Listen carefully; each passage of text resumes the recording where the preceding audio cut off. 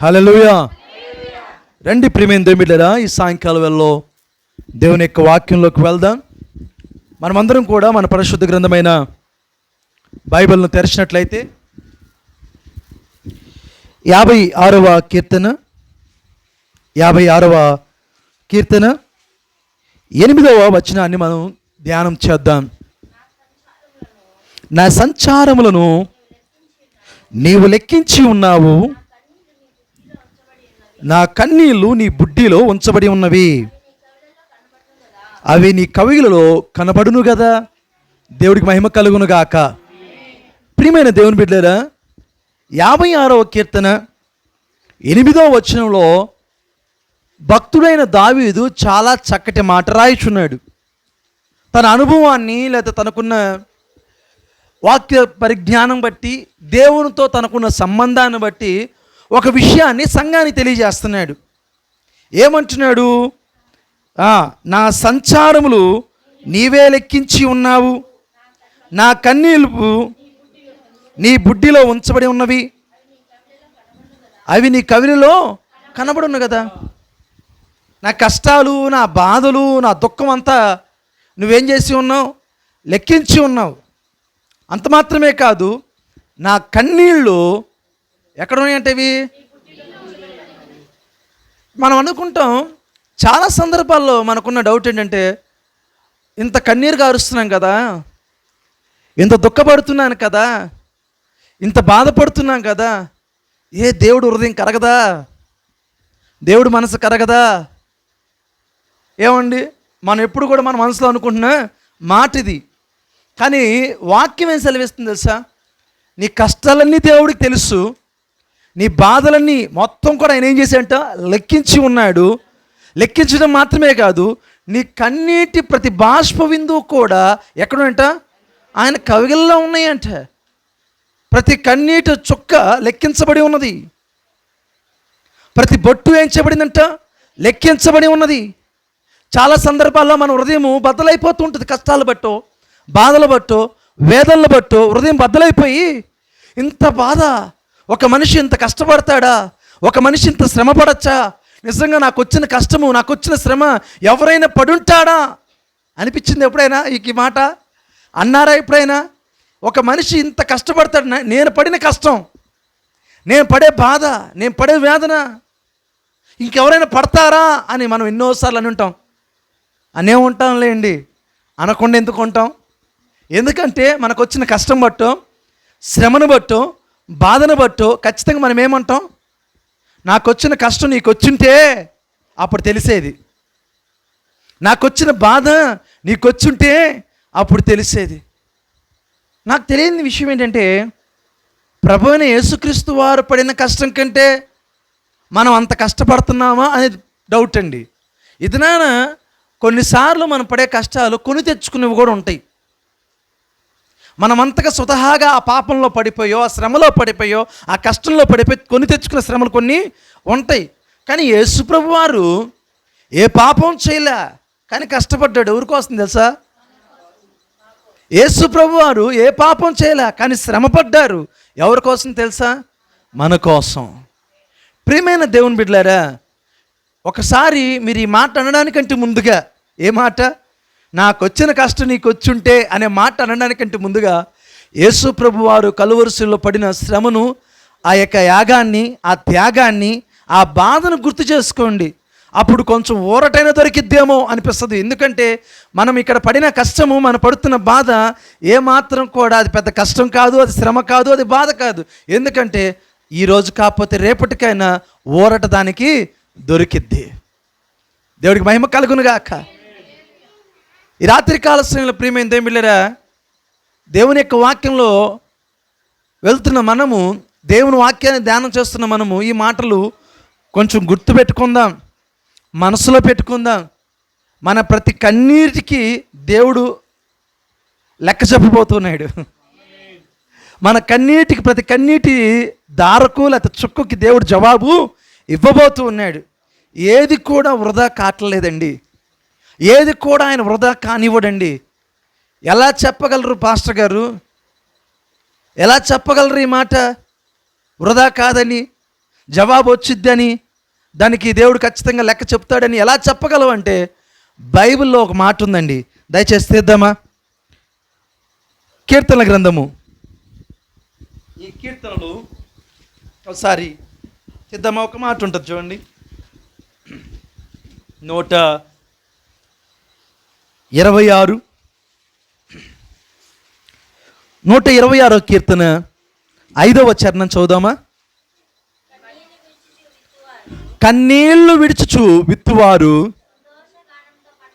సంతోషగానముతో పంట కోసేదు. దేవుడికి మహిమ కలుగురుగాక. ఈరోజు ఏ శ్రమను బట్టి, ఏ కష్టం బట్టి, ఏ బాధను బట్టి, ఏ దుఃఖం బట్టి నువ్వు ఈరోజు కన్నీళ్లు విడుస్తున్నావో, దేవుని యొక్క వాక్యము వాగ్దానంతో కూడుకున్న మాట ఏంటంటే, కన్నీళ్లు విడుచుచు విత్తువాడు సంతోషం అనే పంట కోయును. దేవుడికి మహిమ కలుగును గాక. దేవుడికి మహిమ కలుగును గాక. ఏమని వాక్యం సెలవిస్తుందండి? కన్నీళ్లు విడుచుచు విత్తువాడు సంతోషగానమనే పంట కోయును. దేవుడి మహిమ కలుగును గాక. ఇదిగో ఈ రాత్రి కాల సమయంలో ఈ మా మాటలు వింటున్న ప్రియమైన దేవుని బిడ్డలారా, నీ బిడ్డల కొరకు కన్నీరు అనే పంట లేకపోతే విత్తనం విత్తావేమో. వాళ్ళు మారాలి అని, వారికి మంచి భవిష్యత్తు ఉండాలని కన్నీటితో ప్రార్థనాపూర్వకంగా ఒక విత్తనం విత్తి, ప్రభువా ఇదిగో నా ఈ కన్నీరు నా బిడ్డ కొరకు నేను కార్చున్నాను, వారికి మంచి భవిష్యత్తు అనుగ్రహించు అని ఒక కన్నీరు ధార లేదా కన్నీటితో కూడుకున్న ప్రార్థనలు చేసి ఉండవచ్చు. సంతోషం అనే పంట కోయబోతున్నావు. నా భర్త మారాలి ప్రభువా అని కన్నీరు విరుచుచు విత్తావేమో విత్తనము. దేవుని యొక్క వాక్యం సెలవిస్తుంది, సంతోషం అనే పంట కోయబోతున్నావు. నా కుటుంబం రక్షణలోకి రావాలి ప్రభు అని కన్నీరు కార్చి ఒక విత్తనం విత్తావేమో, దేవుని యొక్క వాక్యం సెలవిస్తుంది, సంతోషం అనే పంటను నీవు కోయబోతూ ఉన్నావు. అయ్యా నా పరిస్థితులు మారలేదు ప్రభువా, నా పరిస్థితులు మారాలని కన్నీరు విరుచుచు ఒక విత్తనం విత్తావేమో, సంతోషం అనే పంట కోయబోతున్నావు. నా జీవితంలో నాయన వస్తున్న ఒడుగొడుదొడుకుల్లో నుంచి నేను బయటపడలేకపోతున్నాను ప్రభువా. ఇది కన్నీటితో నా కుటుంబాన్ని, నా సమస్యను, నా కష్టాన్ని, నా బాధను, నా శ్రమను నీ పాదాల చెంత పెడుతున్నాను ప్రభు అని కన్నీరు విడిచి ఒక విత్తనం విత్తావేమో. ఇదిగో దేవుని యొక్క వాగ్దానం నీ కొరకే బిడ్డ, ఇదిగో దేవుని వాక్యం నీ కొరకే చెల్లి, తమ్ముడా దేవుని యొక్క వాగ్దానం నీ కొరకే. సంతోషం అనే పంట కోయబోతూ ఉన్నావు. ఒక మాట చూడండి, కింద ఒక మాట ఉంటుంది చూసారా, ఆ కిందే 126 కీర్తనలోనే కింద ఒక మాట ఉంటుంది చూడండి. ఏనా? పిడికెడు విత్తనములు చేత పట్టుకొని ఏడ్చుచూ పోవుచు విత్తువాడు సంతోషగానము చేయొచ్చు, పానాలు మోసుకొని వచ్చును. Oh praise the lord, hallelujah. What a blessed word అండి, ఎంత ఆశీర్వాదకరమైన మాట. పిడికిలు విత్తనములు చేత పట్టుకొని కన్నీరు విడుచుచు అంట. రైతు విత్తనం నాటుతాడంట, కన్నీరుతో విడుతున్నాడంట, ప్రభువా నీ మీద భారం వేసి ఈ విత్తనం వేస్తున్నానయ్యా అని. కానీ నాడుతున్న ఆ సమయంలో ఆ రైతు పడే కష్టము, బాధ ఎంతో ఆ నాడుతున్నప్పుడు తెలిసిద్దంట. కానీ వాగ్దానం చూసారా, ఏం చేస్తాడంట? సంతోషగానంతో ఒక పరికను కాదు, 2 పరికలు కాదు, సంతోషగానముతో ఏం చేస్తాడంట? పానలు మోసుకొని వచ్చును. ఈ రాత్రి కాలమే నా మాటలు వింటున్న ప్రియమైన దేవుని బిడ్డలారా, నీ జీవితమును దేవుని చేతికి అప్పచెప్పు చూడు. నీ కష్టమును దేవుని చేతికి అప్పచెప్పు చూడు. కొన్ని సందర్భాలలో మనకు వచ్చిన శ్రమ, కష్టం మనం చేతగాని వారుగా నిలబెట్టి ఏమి చేయలేక కొన్నిసార్లు దిక్కు తోచని పరిస్థితుల్లో ఆ శ్రమ ముందు నిలబడి మనం బాధపడుతూ ఉండవచ్చు. నేను ఒంటరి వాడిగా, చేతకాని దానిగా, చేతకాని వాడిగా నేను మిగిలిపోయాను, నాకంటూ ఎవరు లేరే, నా పక్షాన మాట్లాడేవాళ్ళు, నాకు సహాయం చేసేవారు ఎవరు లేరే అని బాధపడుతూ నిలబడవచ్చు. కానీ ఇదిగో ఆ రైతే నీకు ఉదాహరణ. ఆ రైతంట తన పిడికిళ్ళలో కొన్ని విత్తనాలు పెట్టుకున్నాడంట. నేనంటాను ఈ రాత్రి కాల సమయంలో నీ చేతిలో ఉన్న విత్తనం ఏం తెలుసా? నీ ప్రార్థనే. నీ చేతిలో నీకు ఇచ్చిన ఆయుధం ఏం తెలుసా? నీ ప్రార్థనే. నీ చేతిలో ఉన్న నీకున్న భవిష్యత్తు ఏం తెలుసా? ఆ ప్రార్థనే. నీ గుప్పిళ్ళలో ఆ ప్రార్థన పట్టుకొని కన్నీరు విడిచుచు ఆ విత్తనం విత్తు దేవుని సన్నిధిలో, మోకాళ్ళు వేసి దేవుని సన్నిధిలో ఆకాశం వైపు తలెత్తి చేతులు చాచి ప్రార్థన చేయి. ప్రభువా, కన్నీటితో నీ సన్నిధిలో ఇదిగో విత్తుతున్నానయ్యా ఈ ప్రార్థనను. నువ్వు ప్రార్థన చేయగలిగితే నీ కన్నీటిని చూస్తున్న దేవుడు, నీ కన్నీటిని తన కవిగిలో ఉంచుకున్న దేవుడు, నీ కన్నీటికి లెక్క చెప్పే దేవుడు ఒకరోజు పంట చేతికొచ్చే రోజు ఉంటుంది చూసారా? పంట చేతికొచ్చే రోజు ఉంటుంది చూసారా? ఆ రోజున ఏమంటారు సార్? నీ ప్రార్థనకు జవాబు వచ్చే రోజు అది. నీ ప్రార్థనకి ఫలం వచ్చే రోజు అది. నీ ప్రార్థనకు గొప్ప విడుదల వచ్చిన రోజు అది. ఆ రోజు నువ్వు కాదు కదా, నీ సంతోషాన్ని ఎవరు ఆపలేరు, నీ ఆనందాన్ని ఎవరు ఆపలేరు. నీ ఆనందానికి అవధులు ఉండవు. అది నాన్న, ఈ నా మాటలు వింటున్న ప్రియమైన దేవుని బిడ్డలారా, ఈ రాత్రి ఈ వాక్యం వింటున్నావు కదా, నీ హృదయం దేవుడు చూస్తున్నాడు. తల్లి, సహోదరుడా, నీ హృదయం దేవుడు చూస్తున్నాడు. నిజమే. ఇది నన్ను మీరు నమ్ముతున్నారు లేదో, దుఃఖంతో నేను ఈ మాట చెప్తున్నాను, నిజం చెప్తున్నాను. గుండెల నిండా నాకు తెలుసు నా పరిస్థితి ఏంటో. ఈ వాక్యం వింటున్న నీ పరిస్థితి ఏంటో నీకు బాగా తెలుసు. చెయ్యి విడవని దేవుడు మన పక్షాన ఉన్నాడు. కాచి కాపాడే దేవుడు మన పక్షాన ఉన్నాడు. అద్భుతాలు చేసే దేవుడు మన పక్షాన ఉన్నాడు. విమోచించే దేవుడు మన పక్షాన ఉన్నాడు. ఏమైనా చేయగలిగిన సమర్థవంతుడు మన పక్షాన ఉండగా భయపడాల్సిన అవసరం ఏమాత్రము లేదు. కృంగిపోవాల్సిన అవసరం ఏమాత్రము లేదు. దిగులు పడవలసిన అవసరం ఏమాత్రం లేదు. ఇదిగో ఈ మాట గుర్తుపెట్టుకో. కన్నీటితో నువ్వు ఏదైతే విత్తుతున్నావో దేవుని సన్నిధిలో, ఏ విధంగా అయితే ఒక మొక్క భూమిలో నాటబడి మొలకెత్తి అది ఒక వృక్షంగా మారి ఏ విధంగా ఫలాలు ఇస్తూ వెళ్తుందో, నీ ప్రార్థన కూడా ఆ విధంగా మొలకెత్తి వృక్షంగా మారి నువ్వు ఊహించినంత ఫలాలు, ఆశీర్వాదాలు నీకు ఇచ్చునుగాక. అందుకే సంఘానికి నేను ఎప్పుడు చెప్పే మాట, ప్రార్థన నిర్లక్ష్యం చేయమాకండి. ప్రార్థనను కీతాగా చూడమాకండి. ప్రార్థనను తోసివేయమాకండి. నీ ప్రార్థన నువ్వు ఊహించని అద్భుతాలు చేయగలదు. నీ ప్రార్థన శాసనాలు తిరగరాయగలదు. నీ ప్రార్థన అద్భుతాల వెంబడ అద్భుతాలు చేయగలదు. నీ ప్రార్థన రాజుల యొక్క హృదయాలను నీటి కాలువలుగా మార్చగలదు. అధికారుల హృదయాలు మార్చగలదు. మనుషుల హృదయాలను మార్చగలదు. కఠినమైన పరిస్థితులను రాతి గుండెలను బద్దలు చేసి మాంసపు హృదయముగా మార్చగలిగిన శక్తి నీ కన్నీటి ప్రార్థనకు ఉంది. వేయి మోకాలు దేవుని సన్నిధిలో చూడు. దేవుని వైపు. భరించలేనంత కష్టం నీ కుటుంబంలో విలవతాండం చేస్తున్నట్లయితే, సహించలేనంత బాధ నిన్ను వెంటాడుతున్నట్లయితే, తట్టుకోలేనంత కష్టము నేను తరుముతున్నట్లయితే, నువ్వు చేయవలసిన పని రహస్యమందున నీ తండ్రికి నీ గదిలోకి వెళ్ళి మోకాళ్ళు వేసి కన్నీరు కార్చి విలపించు దేవుని సన్నిధిలో. ఎందుకు జరగదు అద్భుతము? ఎందుకు జరగదు అద్భుతము? ఎందుకు జరగదు కార్యము? ఆమేన్. దేవుడు నామమునకు మహిమ కలుగునుగాక. What a wonderful God we are worshipping. ఎంత గొప్ప అద్భుతకరుడిని మనం ఆరాధన చేస్తాం తెలుసా మీకు? కార్యాలు చేసే దేవుడు ఆయన, ప్రార్థన వినే దేవుడు ఆయన, అద్భుతాలు చేసే దేవుడు ఆయన. ప్రియమైన దేవుని సంగమా, ఈ రాత్రి కాల సమయంలో ఈ నా మాటలు వింటున్న మీరు గుర్తుపెట్టుకోండి, మీ కన్నీరు వృధా కాదు. హల్లెలూయా. మీ కన్నీరు వ్యర్థము కాదు. మీ కన్నీటికి జవాబు దేవుడు ఇవ్వబోతున్నాడు. ఇశ్రాయేల్ ప్రజల జీవితాన్ని ఒకసారి మనం జ్ఞాపకం చేసుకుందాం. ఇశ్రాయేల్ ప్రజలంట బానిస బతుకుతున్న దినాల్లో వెట్టి చాకిరి ఎక్కువైపోయిందంటండి. అదే సమయంలో ఎలా ఉందంటే, అయ్యా మా వల్ల కావట్లేదు, మేము పని చేయలేకపోతున్నాము అంటే, ఏమన్నావు, నాకు వినపడలేదు అనేవాడంట రాజు.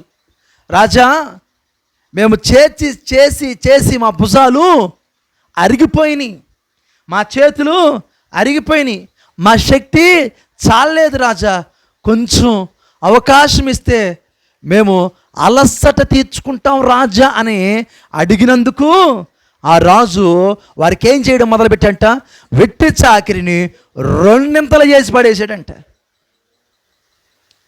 ఎటు పోవాలో తెలియదంటే ఇశ్రాయేల్ ప్రజలకి, ఏమి చేయాలో పాలుపోల. వాక్యం సెలవిస్తుందండి, ఆ ఇశ్రాయేల్ ప్రజలంట ఎటు పోవాలో తెలియని సందర్భంలో కన్నీరు విరిచి ఎవరికి మొరపెట్టారంట, ఏం చేశారంటండి, దేవునికి మొరపెట్టారంట. అక్కడ ఒక మాట ఉంటుంది, వారి కన్నీరు దేవుడు చూచి, వారి మొరలు దేవుడు విని. మోషేతో అంటున్నాడు, మోషే వారి మొరలు నాకు వినపడుతూ ఉన్నాయి, వారి కన్నీరు నాకు కనపడతా ఉంది, లేచి నా ప్రజలను విడిపించి పాలు తేలులు ప్రవహించే దేశాన్ని నువ్వు తీసుకురావాలి. ఏమండి, ఆ దినాన ఇజ్రాయెల్ పెట్టిన మొర దేవుడు వినలేదా? వారి కన్నీరు దేవుడు చూడలేదా? అక్కడ ఒకరి మొర కాదు, ఇక్కడ చాలా ప్రాముఖ్యమైన మాట, పురుషులే 6 లక్షల కాలబలం రాయబడింది, స్త్రీలు పిల్లలు కాక పురుషులు ఎంతమంది అంటండి? కానీ అక్కడ జరిగిన అద్భుతం చూడండి, ఒక్కరిని కాదు దేవుడు విడిపించింది. ఆ దినాన ఈ 6 లక్షల కాల్బలానికి మించిన జనమును బయటికి విడిపించాడు. ఒక కన్నీటి ప్రార్థన. మీరు అనుకుంటున్నారేమో, నేను ప్రార్థన చేస్తే నన్ను మాత్రమే దేవుడు విడిపిస్తాడేమో, నేను ప్రార్థన చేస్తే నాకు మాత్రమే చేస్తాడే. కాదు, నువ్వు కార్చే ప్రతి కన్నీటి చుక్క ఆయన కవిగిల్లో ఉంది. నీ ప్రతి కష్టమును, నీ ప్రతి శ్రమను, నీ ప్రతి బాధను ఆయన లెక్కించి ఉన్నాడు. ప్రతి దానికి దేవుడు జవాబిపోతున్నాడు. దేవుడు వారి ప్రార్థనలు విన్నాడు, వారి మొరలు విన్నాడు, వారి కన్నీరు చూశారు. అంటాడు, మీ వెట్టి చాకరలు నేను చూచి తిని, మోషే వెళ్ళవయ్యా, నేను నత్తోడిని అయినా పర్లేదు వెళ్ళు, నేను వెళ్ళలేను అయినా కూడా వెళ్ళాల్సిందే, నేను నడవలేను అయినా పర్లేదు.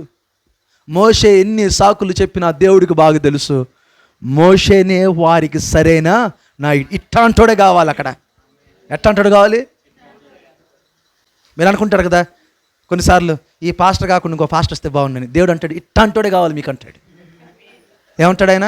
ఇట్టాంటోడే మీకు కావాలి. చాలామందికి ఏమొచ్చింది పాస్టర్కి, ఇట్టాంటోడే మీకు, అట్టాంటి విశ్వాసులకి ఇట్టాంటి పాస్టరే కావాలి. అట్టాంటి ఇశ్రాయేలు ప్రజలకి అట్టాంటి మోషేనే. లేదా తినరండి మోషే, మీకు నమ్ముతారు లేదో, మోషే సాదాసీదా మనం ఈ మధ్యలోనే ధ్యానం చేసాం మోషే గురించి. మోషే సాధారణమైన మనిషి కాదండోయ్, సకల విద్య ప్రావీణ్యుడాయన, ఐగుప్తులో ఇంచు అణువు తెలుసుకున్నవాడాయన, ఐగుప్తు ప్రజల యొక్క మనసులు ఎరిగిన వాడాయన, ఐగుప్తు రాజు యొక్క ఎత్తుడుగాడలేంటో తెలుసునవాడాయన. వాడు ఎలా ఎత్తుగల్లేస్తాడో వాడు ఈ మాటకి ఏ మాటకి జవాబు ఇవ్వగల సమస్తము తెలిసినవాడు మోషే. అందుకే మోషే నువ్వే పోవాలి. నేనేనా? మరి నువ్వే కదా ఫరో ఇంట్లో ఎలా పెరిగినావు, ఫరో యొక్క కుమార్తె యొక్క కుమారుడిగా పెరిగినవాడు నువ్వే కదా, నైల్ నదులు ఆమె దొరికినవాడు నువ్వే కదా, సకల రాజమర్యాదలు అనుభవించిన వాడు నువ్వే కదా, సకల విద్యలు తెలుసుకున్నవాడు నువ్వే కదా, ఐగుప్తు విద్యలని నీకు తెలుసు కదా, నువ్వే పోవాలి. తప్పదా? తప్పదు. ఎందుకంటే నా ప్రజలు నా సన్నిధిలో ఏం చేశారు? కన్నీరు కార్చి నాకు మొర్ర పెట్టారు.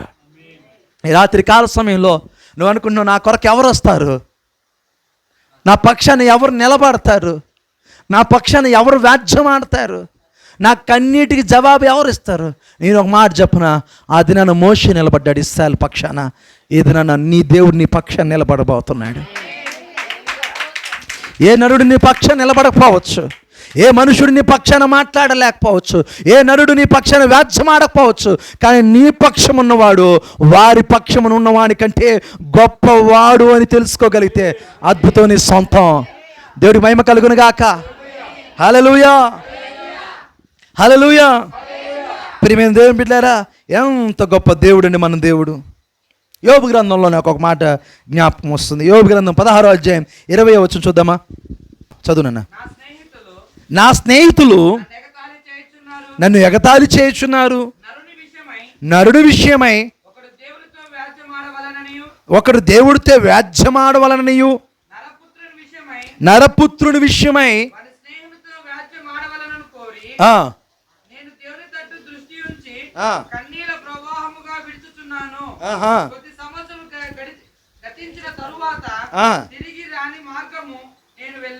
దేవుడికి మహిమ కలుగాక. యోబు యొక్క స్నేహితులు యోబుని చాలా ఇబ్బంది పెట్టేశారండి. యోబు యొక్క స్నేహితులు యోబుని చాలా ఇరకాటంలో పెట్టేశారు. అలా ఇరకాటంలో పెట్టేసిన తర్వాత యోబుకి అర్థం కావట్లా, ఒక నరుడు విషయమై నేనేం చేయాలి? చూడమాట, నా స్నేహితులు నన్ను ఎగతాళి చేయుచున్నారు. కొన్నిసార్లు మనల్ని ఎంతమంది ఎగతాళి చేస్తుంటారు? దేవుని మందిరం పోతున్నావు కదా, ఏ మేలు జరిగిందని అడగరా? దేవుడి మందిరికి వెళ్తున్నావు కదా, ఏం పొందుకున్నావని కొన్నిసార్లు కొంతమంది మనల్ని ఏం చేస్తారు సార్? ఎగతాళి చేసేవారు కూడా ఉన్నారు.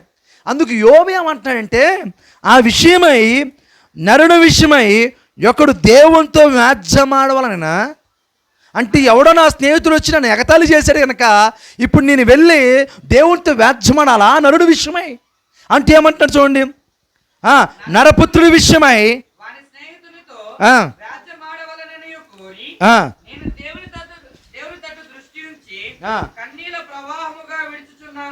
ఇప్పుడు నేను ఎవరితో వ్యాజ్యమాడాలి?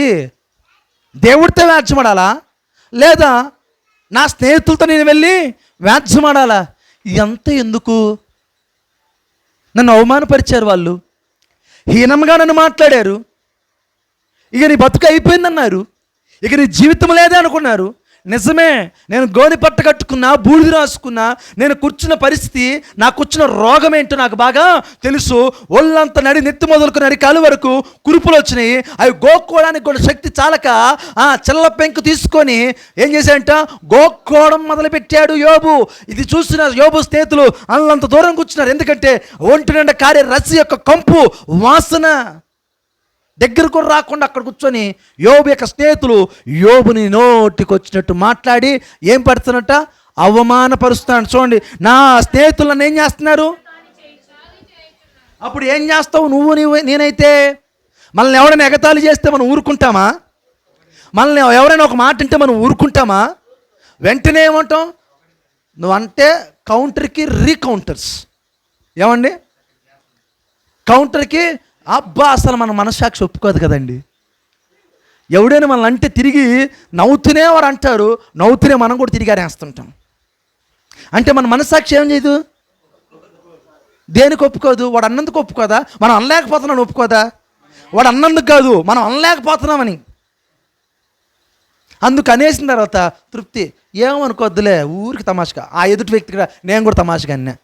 కానీ వాక్యం సెలవిస్తుంది, హృదయం నిండిన దాన్ని బట్టి ఏం మాట్లాడిద్దంటే, అంటే లోపల లేనిదే బయటికి రాదని దేవుడు ఎప్పుడో చెప్పాడు. ఊరికి ఎందుకు మాట్లాడు, అనాల్సింది అనేసావు, ఎదుటోడు తీసుకోలేక ఆడు అనాల్సింది కూడా ఆయన పడేశాడు. కానీ యోబు అనలేక కాదు, తిరిగి కౌంటర్ ఇవ్వలేక కాదు, కానీ యోబు ఎన్నుకున్న మార్గాన్ని నేను మీకు చెప్తున్నాను. ఇద్దరన్నా ఒకవేళ మనకి కొంచెం ఎదుటోడికి నోటి దురుస్తుందని చెప్పి మనం కూడా నోటి దురుసుకు మాట్లాడాల్సిన అవసరం ఏమాత్రం లేదు. జస్ట్ ఒకటి మాట యోబు వలే, ఇప్పుడు నేను నా స్నేహితులు నన్ను అవమానపరిచారు కనుక ఒక నరమాత్రుడి విషయమై నేను దేవునితో వ్యాజ్యమాడాలా లేదా ఆ నరుడితో వెళ్ళి వ్యాజ్యమాడాలా అంటూనే ఏమంటున్నాడంటే కింద,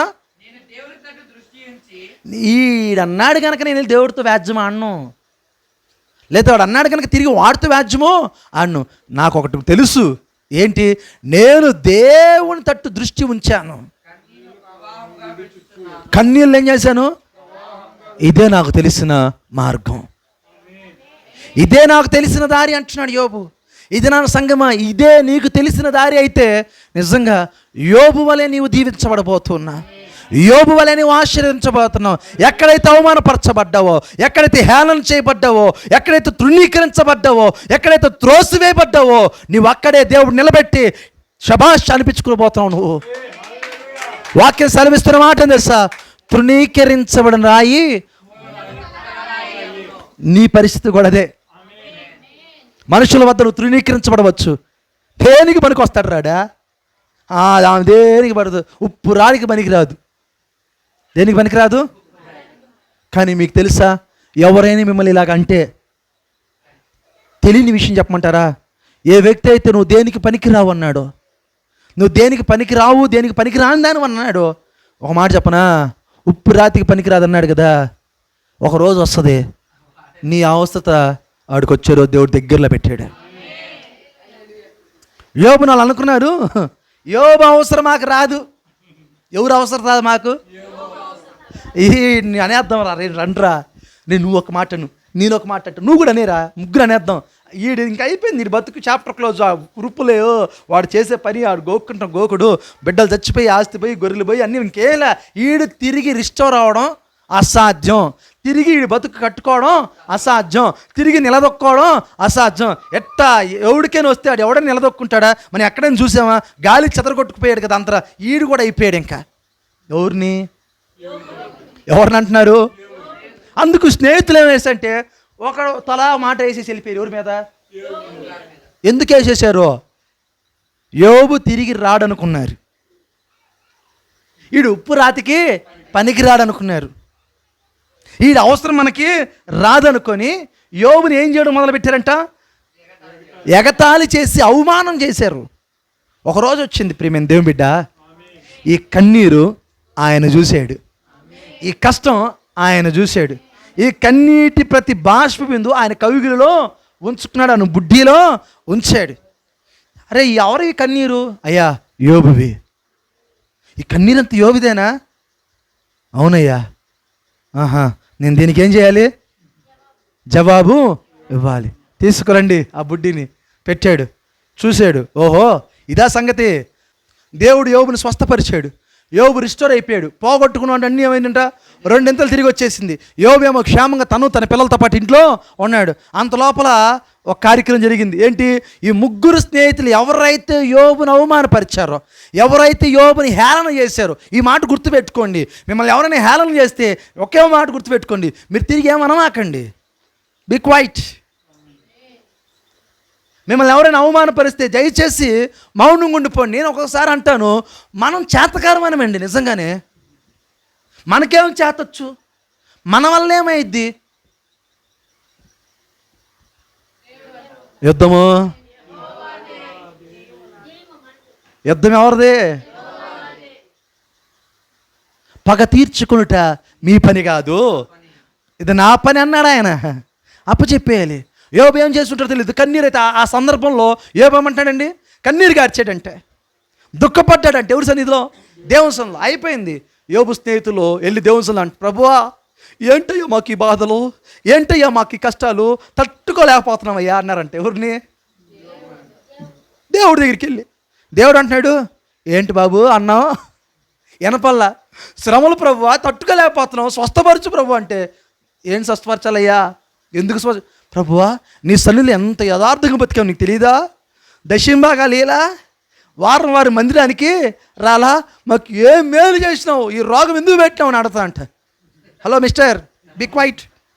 ఆగు అక్కడికి వస్తున్నా. నీ రోగం పోవాలంటే, నీ వ్యాధులు పోవాలంటే, నీ కుటుంబంలో శాంతి సమాధానం రావాలంటే యోబు క్షమిస్తే నేను క్షమిస్తా. ఈ లింకులు పెట్ట మాకు ప్రభువా. ఇదేం లింకు ప్రభువా? యోబు క్షమించేదంటే ఆడు ఎన్ని మాట్లాడినాం తెలుసా మేము. ఇప్పుడు ఆడి దగ్గరికి వెళ్ళి మేము యోబు క్షమించని అడగాల. యోబు క్షమిస్తేనే నేను క్షమిస్తా.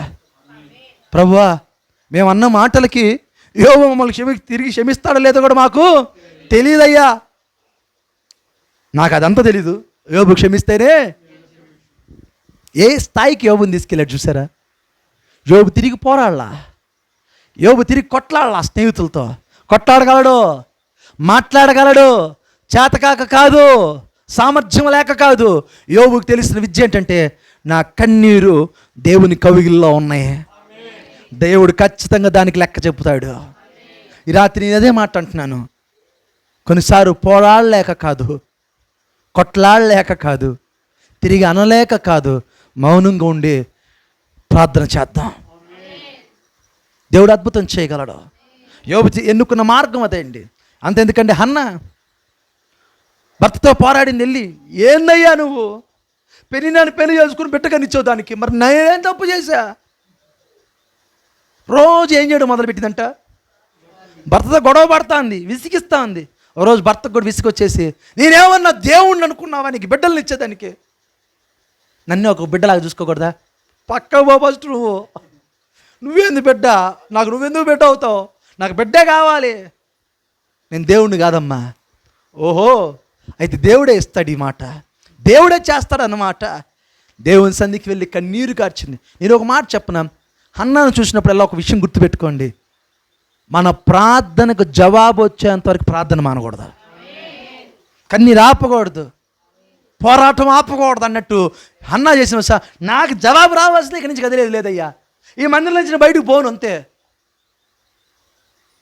ఏమంటుంది, ఈ మందిరం నుంచి నేను నాకు జవాబు రావాలి, ఆయన మాట ఇవ్వాల్సిందే, ఆయన నాకు వాగ్దానం చేస్తే తప్ప ఇక్కడి నుంచి పోను. ప్రార్థన పొద్దు నుంచి మొదలుపెట్టిందో, అక్కడ ఎప్పటి నుంచి మొదలుపెట్టిందో తెలియదండి.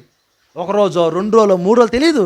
కానీ అక్కడున్న సందర్భం ఏంటంటే ఆమె దుఃఖాక్రాంతులై ఏమంట స్పృహలో లేకుండా పడిపోయి, ఆ స్పృహ తప్పిపోయిన సందర్భంలో కూడా ఏం చేయడం మొదలుపెట్టంట, సనుగుతున్నట్టు అనిపించింది ఆ యొక్క సేవకుడికి. పెదవులు చూడండి చక్కగా ఉంది, ఏమంటమ్మా పెదవులు మాత్రమే కదులుచుంది. అంటే ఏమైపోయింది, గట్టిగా ప్రార్థన చేసే శక్తి కూడా లేదు, ఓపిక నశించిపోయింది. అంటే ఎన్ని రోజులు ఉంటుందో ప్రార్థన కదండి, ఎన్ని రోజులు దేవుని మందిలో పడిపోయిందండి వచ్చి, ఎన్ని రోజులు దేవుని పాదాలు గట్టిగా పట్టుకొని ప్రార్థన చేసి ఉంటుందండి. మనం 1 గంట ప్రార్థన జరిగే లోపలే వాచ్లు పైకి లెగుతాయి, ఫోన్లు మొహాల మీదకి వస్తున్నాయి. ఇంకా ముగించడంటమ్మా. మళ్ళీ అక్కడే సైగులు, అట్లా చూసి ఇటు చూస్తే ఏంటి అర్థం?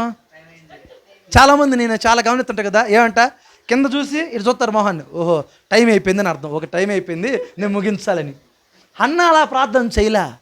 హన్నా పట్టుకున్న పట్టేలా సార్, నేను కన్నీరు గారుస్తా, శక్తి పోయినా, ఒకవేళ చనిపోయినా పర్లా, నా జవాబు రావాలి, నా మీద పడిన నింద గొడ్డల నింద నేను తొలగించుకోవాలి. నేను ఒక మాట చెప్తున్నా, ఇక్కడ కూర్చున్న మన మీద ఎన్నో నిందలు ఉంటాయి.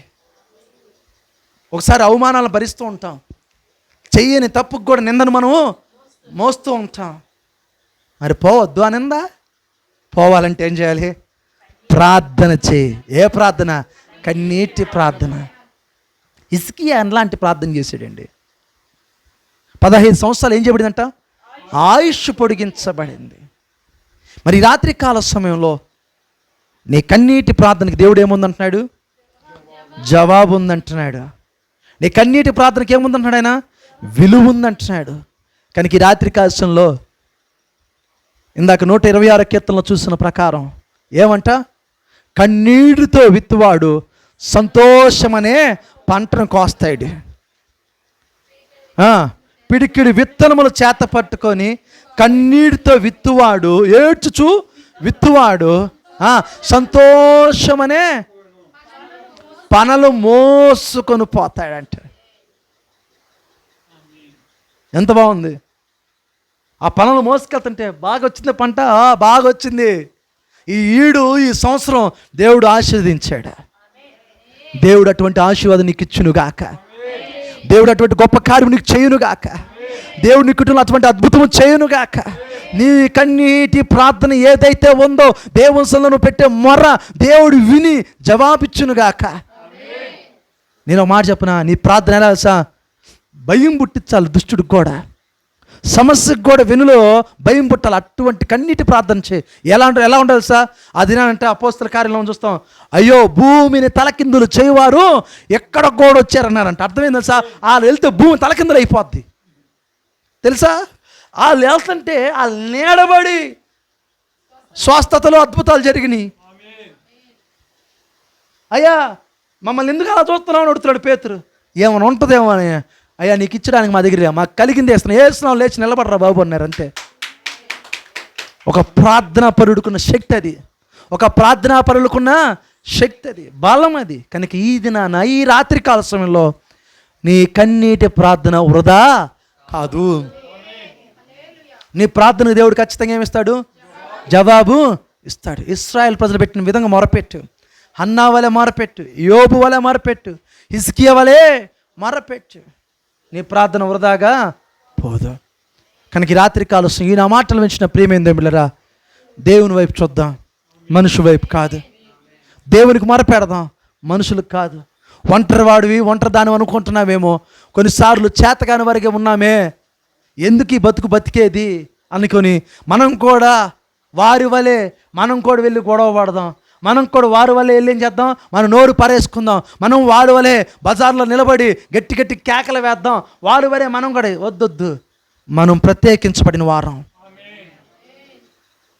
దేవుడు అంటాడు, లోకం నుంచి మనల్ని ఏం చేశాడు? దేవుడు ప్రత్యేకపరిచాడు, వేరుపరిచాడు. కనుక ఆ ప్రత్యేకత ఏంటో మనము కనుపరుద్దాం. ఆ ప్రత్యేకత ఏంటో కాదు, కన్నీటి ప్రార్థనే. యోబు అంటాడు, ఈ నరుని బట్టి నేను దేవునితో వ్యాజ్యమాడాలా, లేదా దేవుని బట్టి ఈ నరుడితో నేను వ్యాజ్యమాడాలా? అవసరంలే. దేవుని అసలు ఏం చేస్తాను? కన్నీరు కాచి విలపిస్తూ నేను ఆయనకి ప్రార్థన చేసుకుంటా. కనుక ఈ దినాన్ని మనకున్న బలం ఏం తెలుసా? మన కన్నీటి ప్రార్థనే. మనకున్న శక్తి ఏం తెలుసా? ఆ కన్నీటి ప్రార్థనే. మనకున్న ఆయుధం ఏం తెలుసా? ఆ కన్నీటి ప్రార్థన. మనకున్న చేతిలో ఉన్న ఆ పిడికిన విత్తనాలు ఏం తెలుసా? కన్నీటి ప్రార్థనే. అట్టి ప్రార్థన జీవితం కలిగి ముందుకు కొనసాగుదాం.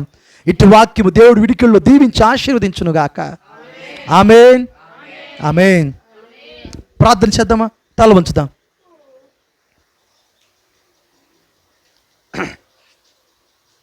ఒకసారి తల వంచుదామా? దేవుడు చాలా మాటలతో మనతో మాట్లాడాడు. కీర్తన నుంచి దేవుడు చాలా అంశాలు. ఇది నేను ఒకవేళ కృంగిపోయి, నలిగిపోయి, విసికి వేసారిపోయి ఉన్నావేమో నీ సమస్యలతో, శక్తి పోగొట్టుకున్నావేమో నీ సమస్యలతో, ఇక చేత కాదు, నా వల్ల కాదు అనే స్థితిలో ఉంటే నేను మాట చెప్పిన బిడ్డ, దేవుడే దిక్కు. ఇంక మనకి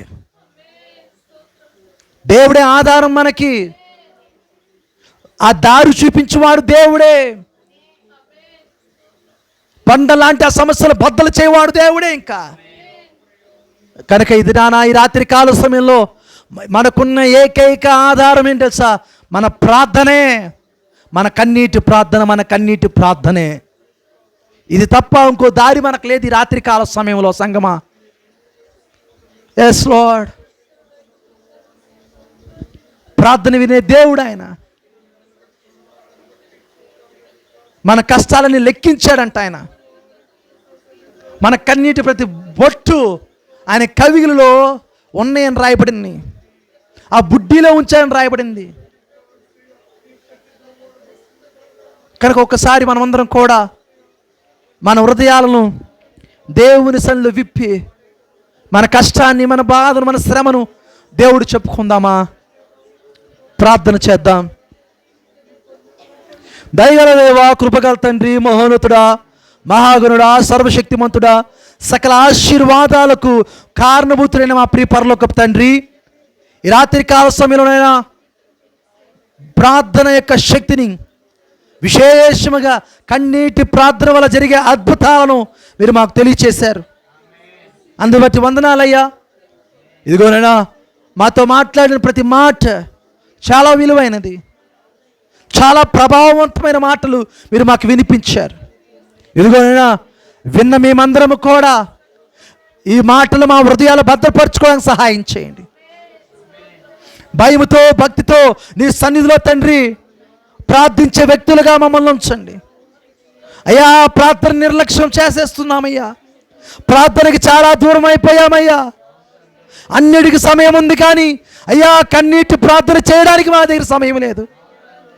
ముచ్చట్లు పెట్టేస్తానికి సమయం ఉంది, వ్యర్థమైన మాటలు మాట్లాడడానికి సమయం ఉంది, వ్యర్థమైన విషయాలను అయ్యా పంచుకోవడానికి సమయం ఉంది. అయ్యా మాకున్న సమస్యలను నీ సన్నిధిలో కన్నీరు కార్చి విలపించడానికి సమయం లేదేమో. అయ్యో ఎంత ఘోరమైన పరిస్థితుల్లో ఉన్నాము ప్రభువా, ప్రార్థనని మర్చిపోయామయ్యా. ఎవరైనా మమ్మల్ని పలకరిస్తే మా కష్టాలన్నీ మనుషులకు చెప్తున్నాం, మా బాధలన్నీ వారికి చెప్తున్నాం. కానీ చెప్పుకోవలసిన వ్యక్తికి చెప్పుకోకపోవడం వల్ల ఇంకా కష్టంలో జోగుతున్నాం, ఇంకా శ్రమలోనే జోగుతున్నాం.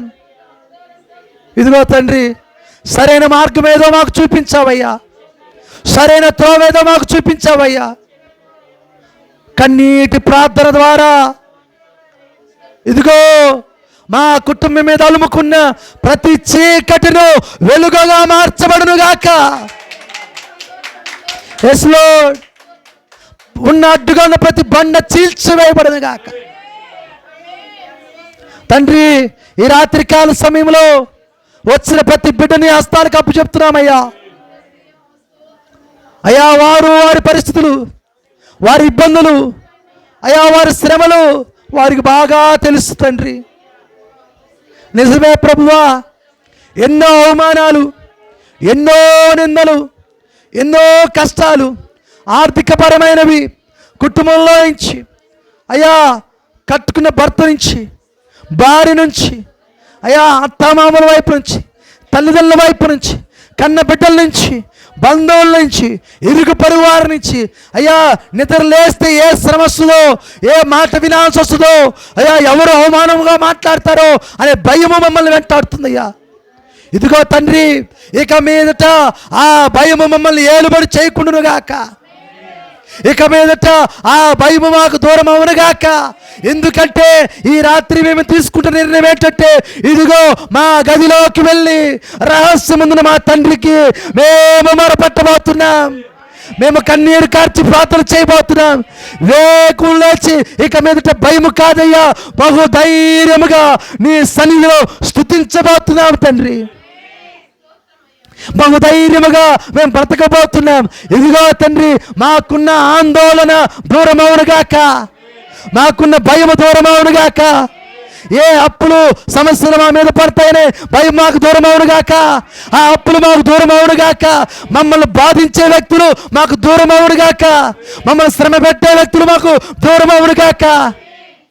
ఓ హల్లెలూయా తండ్రి, మీరే కార్యం చేస్తారని నమ్మొచ్చు, మీరే అద్భుతం చేస్తారని నమ్మొచ్చు. మా రక్షకుడును సజీవుడును నిత్య సత్యుడైన యేసుక్రీస్తు నామములో అతి వినయంగా బతిమాలు వేడుకుంటున్నాము తండ్రి. ఆమేన్, ఆమేన్.